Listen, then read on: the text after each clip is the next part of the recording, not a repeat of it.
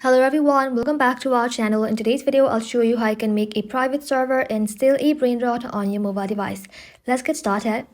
So for that, first of all, you have to make sure you have your Roblox application installed in your mobile device. If not, open up the App Store and install it. Once installed, open Roblox and then sign in to your account. Once you have signed in to your account, you need to go ahead and simply tap on the search bar and then search for Steal a Brainrot. Once you have searched for it, tap onto it. And instead of tapping on the play button, simply tap on this little icon right over here. Now tap on create a private server. Just like that, in this page, you need to go ahead and simply search for create a private server button, tap onto it, and as you can see, creating a private server is not free anymore. It now costs 79 Robux. So if you want to make one, simply tap on create private server, tap on buy Robux, and just like that, choose your amount. After that, give your server a name and then press buy. Once you have purchased it, you can tap on join and the server will start.